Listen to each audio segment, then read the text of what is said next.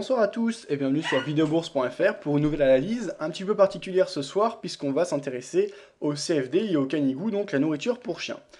Si on regarde l'évolution de la consommation de nourriture de nos amis canidés depuis 1970, on voit une nette, on peut parler d'une explosion, hein, c'est vraiment une croissance très forte, notamment accélérée à la fin des 30 Glorieuses, avec une consommation qui s'explique également par le déclin petit à petit de la domination des hommes, et les chiens qui prennent de plus en plus leurs responsabilités pour arriver à un seuil vraiment, on peut dire le paroxysme, un peu plus tard que 2010, donc ce sera exactement en 2012, avec la catastrophe qui réduira l'humanité, pourquoi pas, à l'esclavage par nos amis à quatre pattes. Donc ensuite s'en suivra une période de range, voire de consolidation, dans lequel les chiens auront une consommation tout à fait régulière et récurrente, très élevée, mais qui reste stable, donc plus de forte augmentation.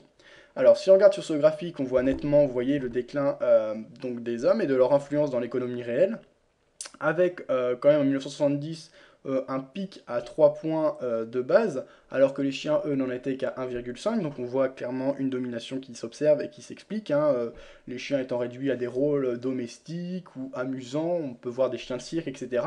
Et petit à petit, on voit le déclin, voilà, qui s'explique jusqu'en 2012, 2012 à 2013, point de rupture, et c'est le moment décisif où les chiens prennent le dessus et commencent à organiser, donc on a des chiens qui vont apparaître dans des rôles majeurs, hein, que ce soit dans divers pôles économiques, ça peut être dans la finance, aussi bien dans la nourriture, donc dans la restauration, l'agroalimentaire, etc. On voit de toute façon que le taux d'activité des 15-64 ans chez les hommes va s'effondrer, hein, en tout cas les rémunérations seront largement moindres. Ce qu'on observe sur ce graphique, donc on a comparé le dollar par rapport à un panier de devises, ça peut être les croquettes ici en rose, on a également les jouets en plastique, Kikwin, ici en noir, et enfin les gamelles, ici en rouge. Alors, ce qu'on voit bien sur ce graphique, c'est le retournement en échassier. Donc justement, si vous voulez en savoir un peu plus, c'était Match qui avait parlé de ça sur le forum.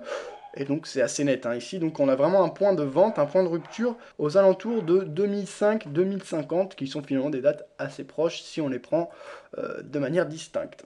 Alors, dernier graphique, simplement pour mettre en scène un peu les issues possibles. Donc, quel secteur privilégier dès maintenant? Donc, si on regarde à moyen court terme, on conseillera plutôt quand même les valeurs fossiles, donc tout ce qui est fossiles marins, fossiles terrestres, que sais-je.